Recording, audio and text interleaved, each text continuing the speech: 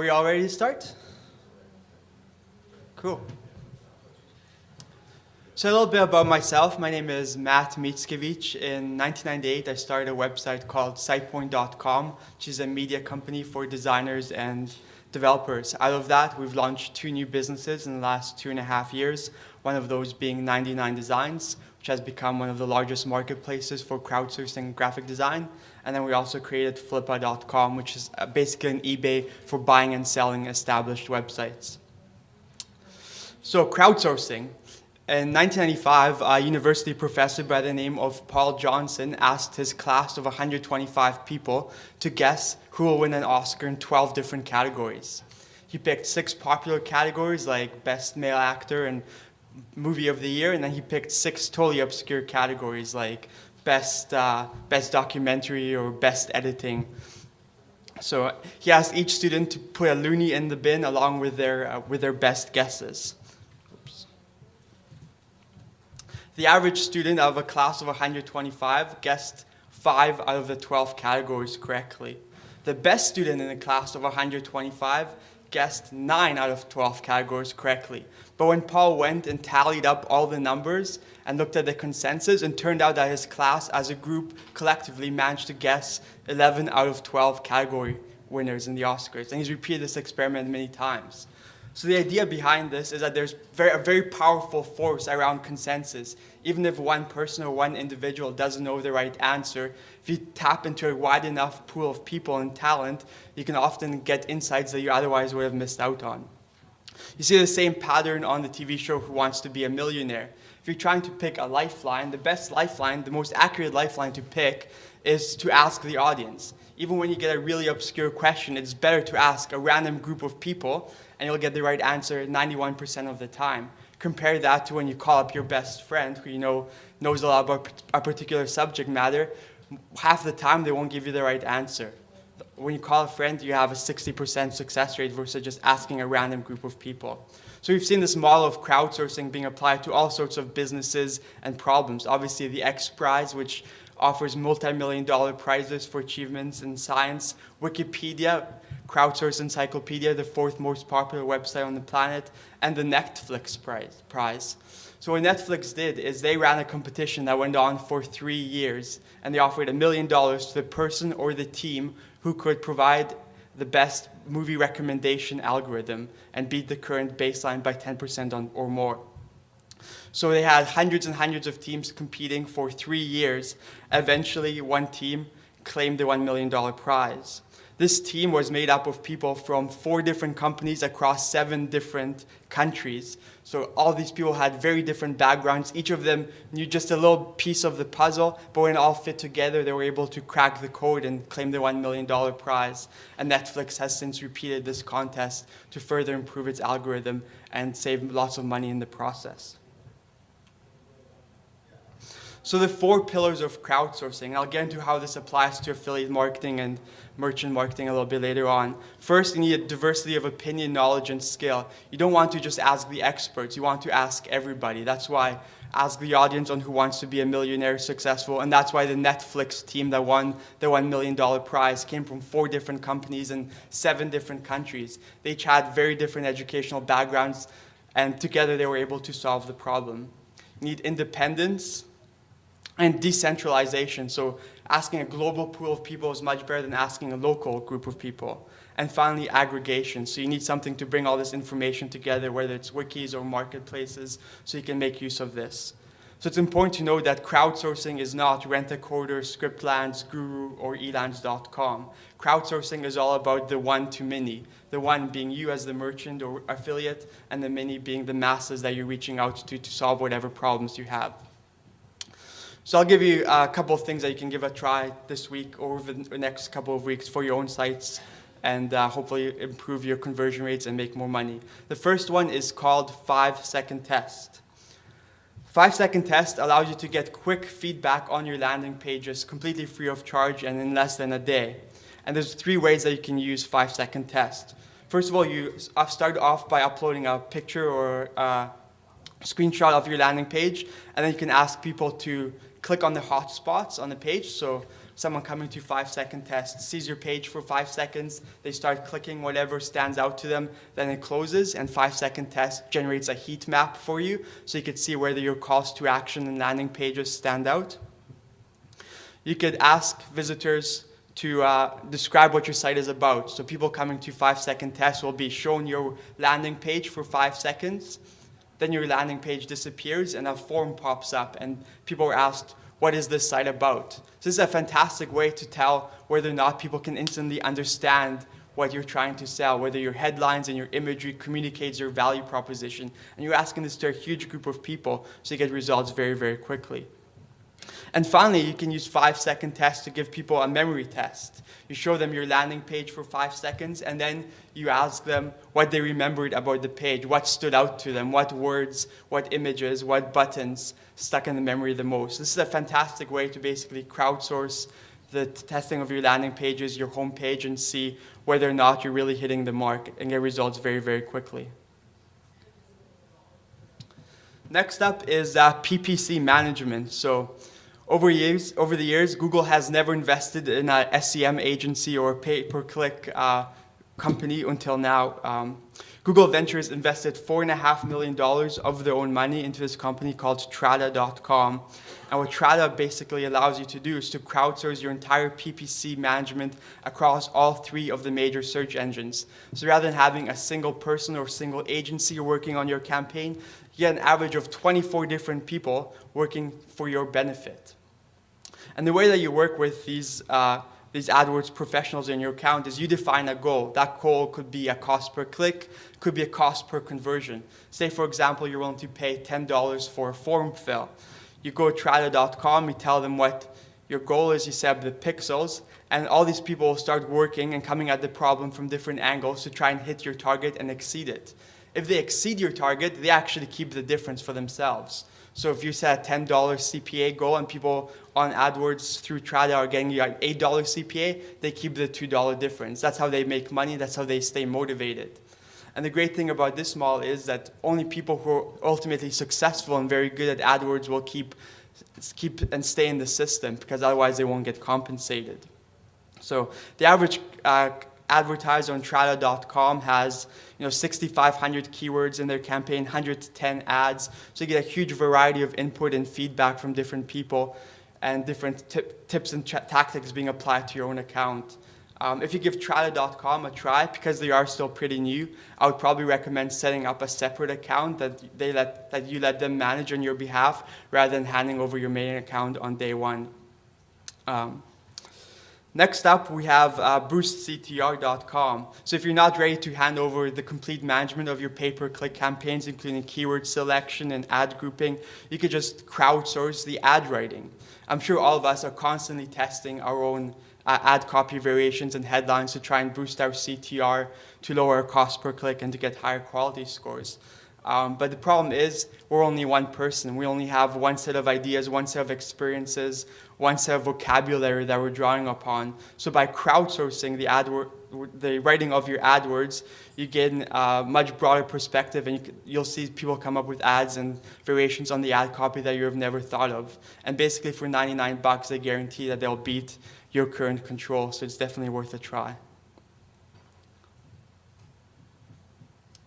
Next up, we have product development. So if you've ever thought you had a good idea for a product, but didn't have the time or the resources to develop it, there's now a marketplace called Quirky.com where you could submit ideas for new products or collaborate on products already in production.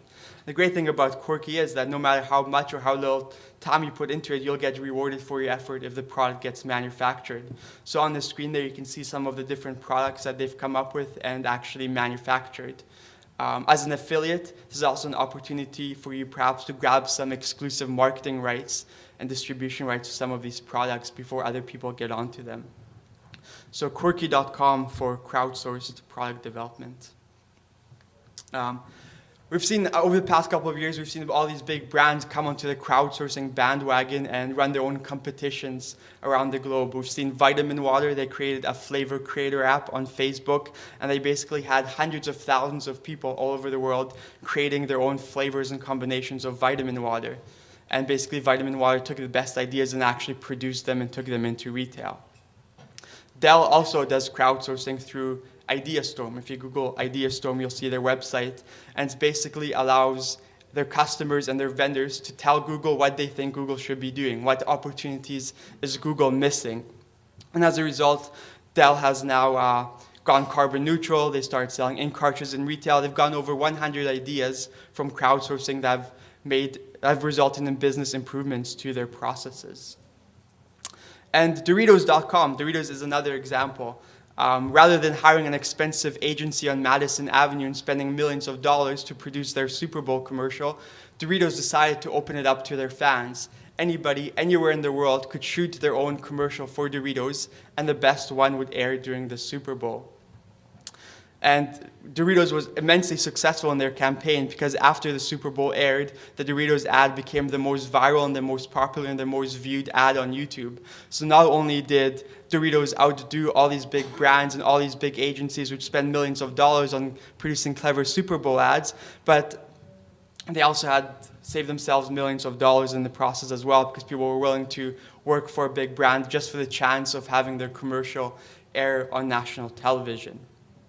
So how can we as marketers and merchants apply the ideas from Vitamin Water and Dell and all these other big brands to our own businesses? There's two services I recommend checking out. One is called User Voice and one is Suggestion Box. On my own business, on 99 Designs, we ended up using User Voice because they were around first. And User Voice is basically a giant suggestion box, but with a unique twist. Most of us have a comment form on our website and we get feedback from clients and people telling us what we should do and what we shouldn't do. But the problem is you get a huge stream of incoming feedback and you have no idea whether or not the problem is important, how we should prioritize the problem, etc. So most of the time we just end up ignoring all these suggestions that come in. But with User Voice, every person that submits an idea on their website or registers on their website gets 10 points or 10 tokens, and they get to vote with those 10 tokens among existing ideas. So you, as the owner of the User Voice account, see the best ideas float to the top. On our own User Voice page, we have 500 plus suggestions, but only 10 or 20 that have gotten a couple hundred votes each. And we're able to prioritize development and take action on what matters most to our community because they're voting and telling us what's important. As a result of User Voice, we actually ended up doubling our revenue by implementing one of the ideas. So overnight, we doubled our revenue by simply listening to what the designers in our community wanted us to do. It took a few weeks of development work. It wasn't absolutely easy on our end, but the idea that the designers came up with and voted to the top of the list allowed us to make millions of dollars more a year. For something that we otherwise probably wouldn't have noticed. And we've actually implemented now several dozen ideas, each one which has increased our revenue or led to better customer retention or customer acquisition. So definitely recommend checking it out and implementing User Voice on your website. The only problem with User Voice is that you do need a certain amount of people to use the site. If you only have 10 or 20 people submitting ideas and voting, you're probably not going to get a decent enough sample size. So it's important that if you do set up your User Voice account, that you're constantly driving traffic to people, whether it's sending an email to people after they buy from you, asking for them to provide feedback, or putting a link in the footer of your website, or so on and so forth. So it's important to get enough people looking at the suggestions and voting for you to get a good result out of it. Group input and voting. South by Southwest, the big film, music, and interactive festival, they print t-shirts for their conference every year. The problem is the t-shirts also name the year of the conference. And the problem that the organizers have to struggle with each and every year is how many t-shirts should they print. If they print too few, they end up losing out on valuable revenue. If they print too many, they end up having thousands of t-shirts sitting in a box that they can't sell next year. So what South by Southwest decided to do this year is hold basically a crowdsourced voting competition. They emailed everybody who has ever attended South by Southwest in the past, showed them 5 t-shirt designs, and asked them to rank them in order of preference.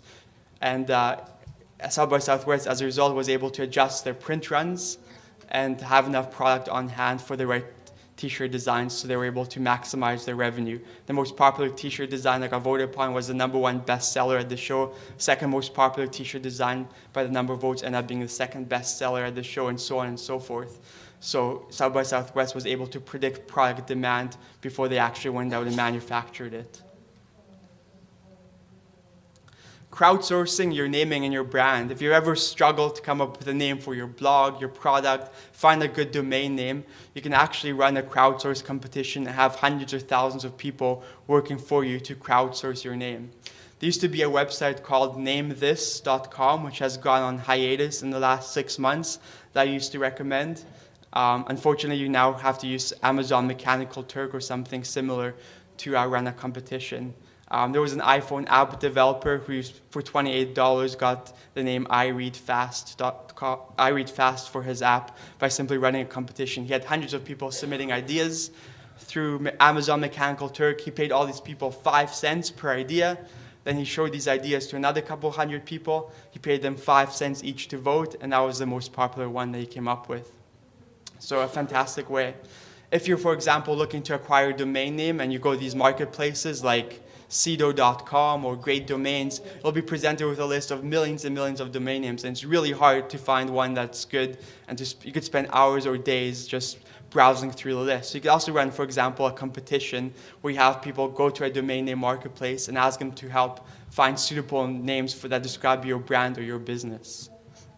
It's another way you could definitely save yourself some time and make better decisions.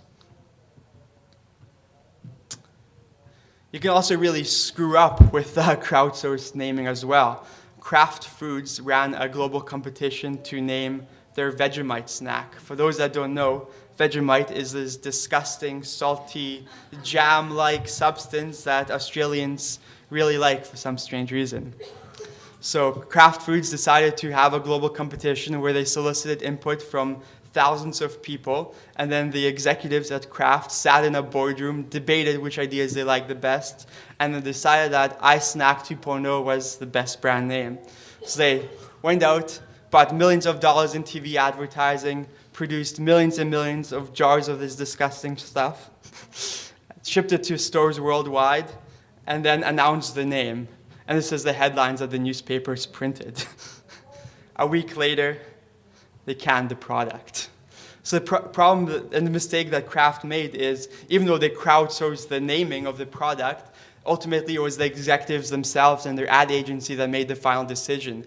What they should have done is held a global vote where they allowed people to vote on the best ideas, and hopefully iSnack 2.0 wouldn't have been chosen as a clever name for Vegemite.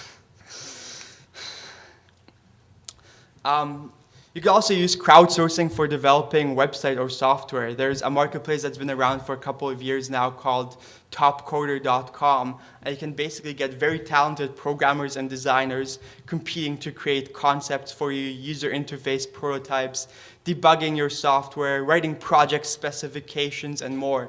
And the good thing with Topcoder is you're not stuck with a single person doing the work. Because it's a competition, you have multiple people working on your project, which ultimately means you end up with a much better result.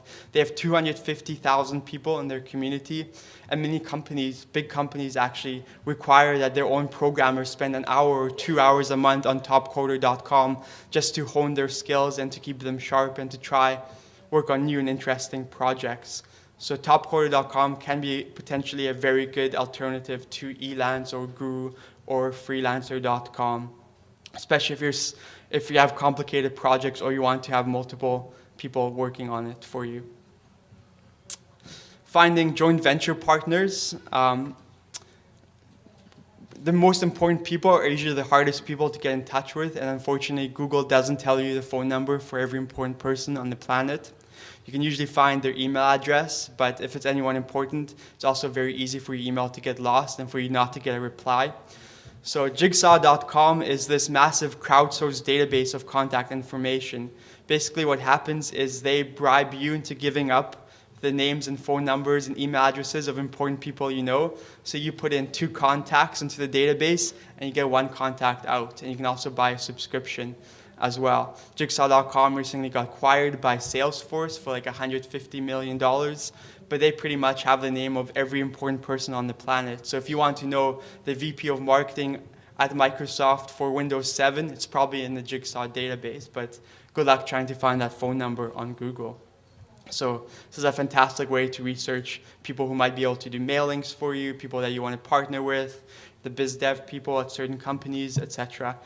And obviously the phone is the best way to get cut through because email is the most crowded medium. Crowdsourced banner design. So ad creative obviously can make or break your media buy, so it's important to have lots and lots of different concepts.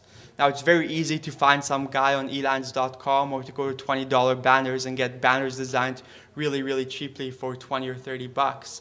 However, it's much better to run a global competition and get hundreds of designs to choose from. With these crowdsourced design competitions, you might end up with 50, 100, or 500 different banners. And the great thing is you only pay after, you can actually pay for as many banners as you want. So if you see 10 great designs, you can buy 10 great designs. If you only like one, you only buy one. But it's a fantastic way to get designers from all over the world coming up with all sorts of weird and unique banner concepts for you. And even TiVo.com is actually using crowdsourcing for banner ad design. This is a screenshot of a project they ran on 99 Designs. They had 400 different banners to choose from. They paid $200 or $300 for each banner that they ended up buying the rights to. And you can see some of the really unique and stupid and retarded concepts that people came up with. But some of them really worked and doubled or tripled their click-through rates and dramatically lowered their cost per click. The one important thing, though, with crowdsourcing banner design is you don't want to pick the banners that just look the prettiest. Sometimes the ugliest banners are the ones that have the highest click-through rates. And you can see in this example here with TiVo, the person managing the project was really, really smart in that they rated all these designs really highly, even though they might not be visually appealing. So you have that banner with the teal blue and some of these other banner concepts that might not be the prettiest, but might actually convert the best and get the highest click-through rates. So it's important when you're running these competitions to not just pick one or two banners or just pick the prettiest ones, but to get a variety of different ad creative that you can test. What was the name of the website? This was run on 99designs.com. How did they do the rating? On 99 Designs and all these other graphic design marketplaces, basically as the concepts are being uploaded, you go online every day and you can provide star ratings or written feedback to the designers. So it's a way to basically pat the designers on the back, tell them that they're doing a good job and heading in the right direction. And likewise, if you see some concepts created by designers that you think could be perfect with just a little bit of tweaking, you can leave that feedback for the designers as well, and they'll quickly upload a new version for you. But do they crowdsource the rating? No, it was TiVo's advertising marketing manager that was doing the rating themselves. But there is an option. You can actually, after your contest finishes, you can basically create your own shortlist, pick the best 5 or 10 or 20 designs, and you can run a global poll that you can then send out over Facebook, over Twitter, that you can link to from your blog, and basically crowdsource the winning designs as well. So that's possible, absolutely, and very easy to do. Crowdsourced landing page design. It's always important to be A/B split testing, but sometimes only having one designer creating all these landing page concepts for you can kind of get you stuck in a rut, because that one designer only has one style and one mindset and one approach to doing things. So it can be very powerful if you're able to go out to a wide group of designers and have them create dozens or hundreds of design concepts for you. And again, if you want to, you can buy the rights to multiple designs for testing. The only caveat with design contests for landing page design is that you only get the Photoshop file, you only get the PSD file back. So you'll have to go to one of these HTML chop shops like PSD to HTML to get it cut up into HTML and CSS, so then you can import it into Google Website Optimizer for testing. So just an example of crowdsourced banner ad design. This company offered $701 for landing page design, and they had 65 or 70 different landing pages to choose from in just 7 days. And this is one of the concepts that they picked as a winner for testing. So $700, they're basically paying $10, $20 a landing page concept. It's ridiculously cheap. Video for conversion. If you read any marketing case studies like I do, you'll often see case studies that focus on video and the power of adding video to your landing pages. Here are just some example case studies I pulled off the web which show lifts of 20, 30, 40% by adding video. So after reading all these case studies, I thought, awesome, we'll test this on one of our own properties. I went out and I talked to all these companies like Transvideo and Splaners and Say It Visually, and they were all quoting me $20,000 for a 90-second video. I said to myself, there has to be a better way to do this. So that's a very expensive A/B test. So I found this crowdsourcing marketplace called geniusrocket.com. They have a lot of video producers who also do voiceovers, and they'll basically compete to create a product demo video for you. And we posted up a project for $3,500. We'll have 20 or 30 videos created for us for that price. We'll pick the favorite one, own the copyright, and have a much more affordable split test. We're going to save 70, 80, 90% over what we would have paid if we had gone with one of these other companies. So video for landing pages, very important, worthwhile testing. 5 principles of successful crowdsourcing and when you're running these projects. Number 1 is you reap what you sow. In other words, garbage in, garbage out. It's very important to spend a bit of time and effort in defining your creative brief and exactly your call to action and what you're asking people to do. You don't want to change it midstream because that'll annoy a lot of people. So it's important to invest a little bit of time into thinking exactly what you want people to do and provide them enough guidance so that they're able to meet your criteria. Tight deadlines can be incredibly effective. You don't want a crowdsourcing project that drags on for month after month after month. We had an author by the name of Rick Warren who wrote The Purpose-Driven Life. He ran a project for the cover of his next book, and he gave the designers a 72-hour time limit. In 72 hours, he had 5,000 book covers designed.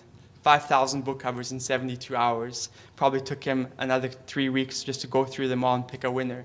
But tight deadlines can be incredibly motivating because the participants in these crowdsourcing marketplaces are very impatient. They like to see winners being paid out and awarded. So running a short project can actually get you much better results. The interesting phenomena about crowdsourcing is that usually the best designs, the best submissions, the best ideas come towards the end of your project. So don't get discouraged too early on if the first designs you see suck. They usually get much better with time, especially if you're proactive in giving feedback and engaging with the crowd. Don't be a douchebag. I had a lot of fun Googling this on Google Images. If you haven't Googled douchebag on Google Images, highly recommend that you do. There's a lot of funny pictures of guys with fake spray tans and t-shirts that are too tight. But what I mean by don't be a douchebag is the designers in these marketplaces basically thrive on feedback. Yes, they're in it for the money, but they're also in it for the recognition. They're also in it for the feedback. They're also in it to practice their skills and to develop themselves in whatever profession, whether that's AdWords copywriting or graphic design, etc. So it's important that you, as the project owner, are very proactive in giving feedback to the crowd, that you're giving them pats on the back, that you're staying involved in the process. The biggest mistake you can make in crowdsourcing project is thinking that you can just set it and forget it. You absolutely have to be involved in the process every single day in order to steer the crowd. You're essentially acting as the coach for a team, and the team are the designers or the AdWords professionals or the user testers or the coders who are working on your project. So it's important that you're available and able to help them out and guide them. Keep it simple. What I mean by keeping it simple is be realistic in your expectations as to what the crowd can do. For example, you won't have 100 people creating a 30-page website for you. It's too much to ask. You basically want to limit the scope of your project really tightly. So for example, a realistic project is having someone design a homepage for you, but not the entire website. The interesting thing about crowdsourcing is that you could basically use it as a process to vet people who you want to work with on an ongoing basis. So you might run a graphic design project on 99 Designs or run a programming contest on topcoder.com, and you'll find people that are really good at what they do. And what you can do afterwards is contact those people and work with them on a one-on-one basis outside of the marketplace. That's entirely fine because a lot of the participants are actually participating in Top Coder and 99 Designs as a way to get new clients as a form of lead generation.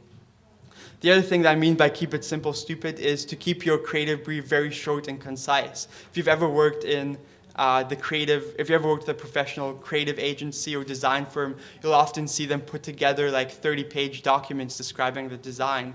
If you want a good example of this, Pepsi.com, their design agency, wrote like a 50-page booklet describing the Pepsi logo to the circumference of the earth and all these crazy stuff in the design brief. So that's probably going way overboard. So it's important when you're putting out your call to action to really keep things down to 1 or 2 pages so that people can read it, scan it quickly, understand what you want, and then they can make a quick decision as to whether or not they want to participate in the project or not. Don't be Scrooge. So you don't want to be cheap. When you're crowdsourcing, you're basically having dozens or hundreds of people working for you, and only 1 or 2 or 5 of those people will get paid. So yes, it is possible to hire someone to do a landing page for $100. It is possible to get banner design for 10 or 20 bucks.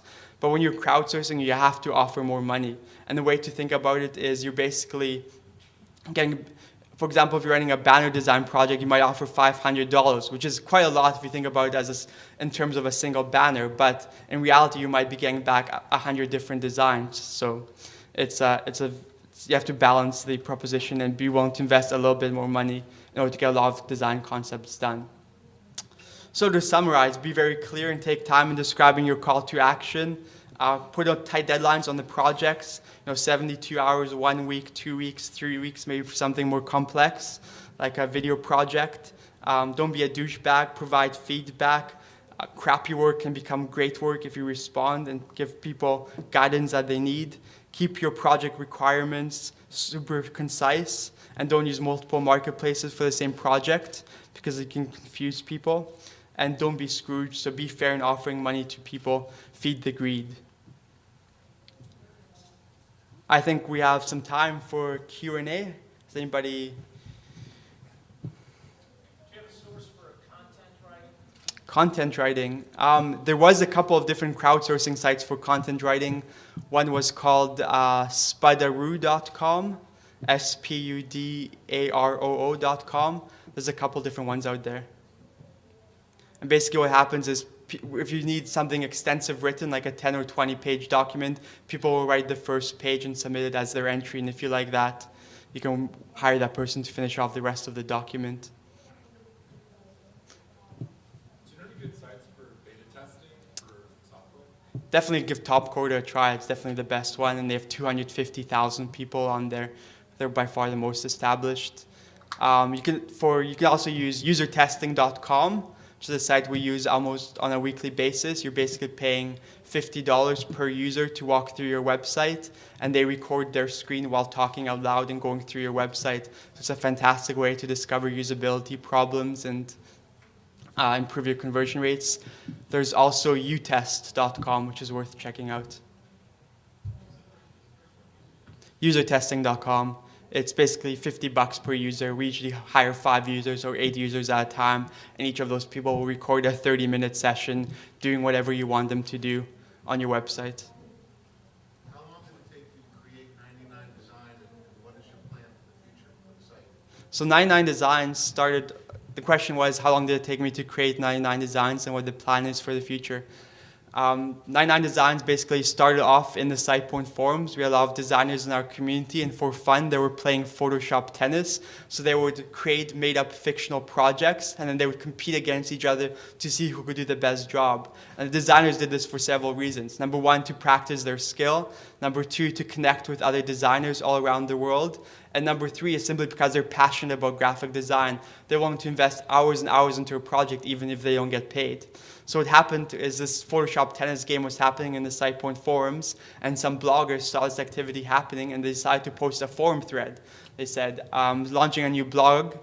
I have $100. I'll give the $100 to whatever designer can create the best looking logo for me. And the designers just jumped on this opportunity. So that's how we came up with the concept for 99 Designs. That was around 2005, 2006. We started charging people $10 to post a forum thread. And we hacked together some software in 6 weeks. And eventually we spun it off as its own separate company. And the reason why we spun it off as a separate company is there's a book called The 22 Immutable Laws of Branding, which is written by Al Ries and Laura Ries. And it's a really fantastic book about how to build brands. And And one of the laws is a brand can only stand for one thing. So for example, Dove soap launching a shampoo line is a stupid idea because people can only usually remember one or two words associated with a brand. So Volvo is safety, Dove is soap, etc. So we thought that SitePoint.com is about providing content for developers and designers. It's not about getting graphic design work done. So once we spun it off as its own separate brand, we were able to massively fuel word of mouth because it was much easier to tell someone to go to 99 Designs rather than go to SitePoint and hunt around for a tab on the site somewhere. Any other questions about crowdsourcing or marketing? Can you talk about the landing page projects and how you pick designers and then execute the tests? How many you should pay for? So the question was about landing page design testing. There's two different approaches you could take. Number one is to offer maybe $700 or $1,000 for landing page design, and you'll get back 50 or 100 concepts, and you just buy that one design and get it coded up using PSD to HTML or one of these other services, and then use Google Website Optimizer or something similar to run the A/B split test. The other approach, which is much more cost effective, is to tell the designers right up front that you're going to be buying 4, 5, or 6 design concepts. Because you're buying multiple design concepts, you could offer a lot less money. So you might say you're only offering $300 for a design concept, but you're buying 4 or 5 web pages. Because the designers know that their chance of winning is much greater, so they're willing to invest the time into the project. And one great thing that you could do is you could browse existing projects in the web page category, find designers who have done great web work, and you can send them a private message and invite them to participate in your project. So you could actually get more people participating by doing custom invitations that way. People commonly pay a bonus, like if a banner wins or a landing page wins. We haven't had anyone do that yet. Most people just buy the creative up front.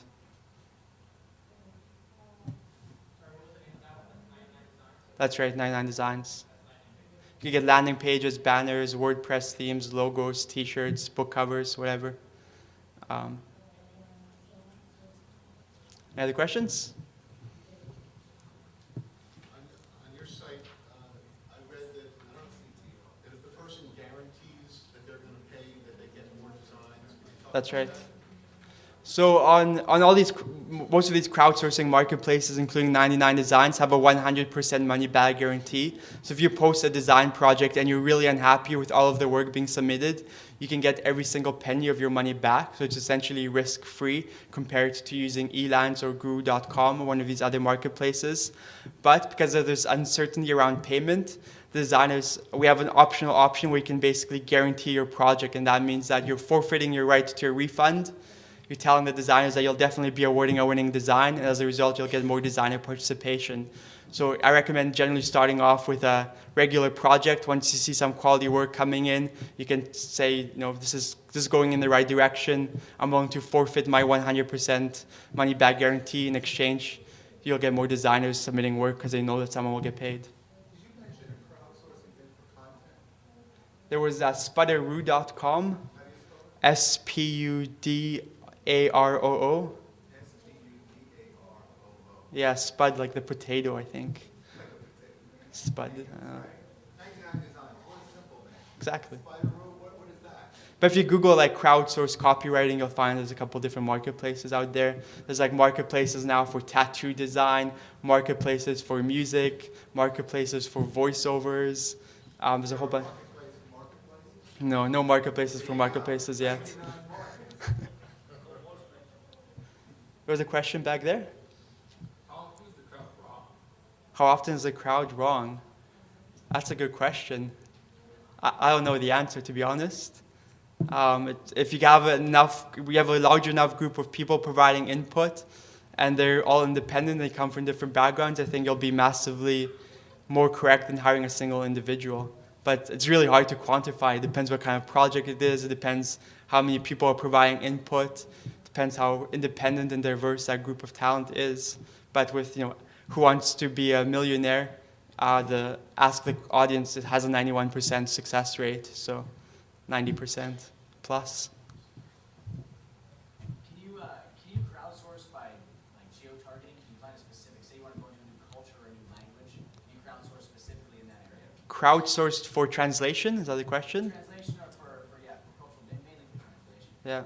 I think Facebook and some other big companies have actually crowdsourced the translation of their websites, and they basically created their own app for it, and as their own community, they gave them the English word, and they had 5 different people translate the same word. That way they were able to get very high accuracy out of it.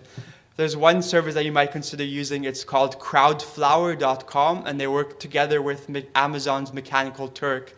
And Crowdflower basically provides an additional level of quality assurance on top of Amazon Mechanical Turk. They basically double check all their work, and then only have the people who are correct, who do the correct work most often, working on your project. But definitely crowdsourced translation. I think someone should do a marketplace for it, but right now most companies have done it internally, and it's been very successul. Yeah, so is there a marketplace for marketplaces? And that was the other. Yeah, I read the same question. Marketplace for marketplaces? No. Yep. Besides Genius Rocket, any other video crowdsourcing? You might have to Google it to find out. Genius Rocket is probably the biggest and most established one, but there's probably a few other ones out there. I know there's a couple ones that do like more TV commercial stuff as well. But if you do crowdsourced video on Google, you'll probably find a couple of them. Mind if I ask a quick question? Sure. Okay, what are some of the most interesting opportunities you see that are being sold on Flippa, and what's some of the more interesting Flippa kind of sales or that's kind of growing that you're surprised at? So the question was about Flippa sales. What we've seen is Flippa is the marketplace for buying and selling established websites, and we have thousands of listings go through there every single month. There's been definitely a downtrend in terms of the startup websites, so the template websites, the auto blogs, those are slowly declining in favor of more established websites with traffic and revenue associated with them. The websites that have good documented history of earnings end up selling for the most amount of money. In fact, some websites sell for 60 times their average monthly earnings or 5 years worth of earnings because they were very high quality. So forums do really well, dropship e-commerce sites, and just general content websites that have outsourced writers and automated ad sales through one of the ad networks or CPA deals. But there's absolutely a massive opportunity to be had. We sometimes see websites with 300,000 unique visitors per month sell for $5,000 or $10,000. Just because the website hasn't been monetized properly. So if you have monetization skills, you can sometimes pick up massive traffic at discounts. And basically it's a fire sale in many ways. Any more questions? I just wanted to, if anybody's interested in discussing the Boost CTR, the AdWords optimization, I'll be able to contact. Yeah, Boost CTR definitely worth checking out if you're not ready to use Strada and hand over your entire account to someone. Any more questions? Nope. Okay, I declare it beer o'clock. Let's head upstairs and get ourselves a drink.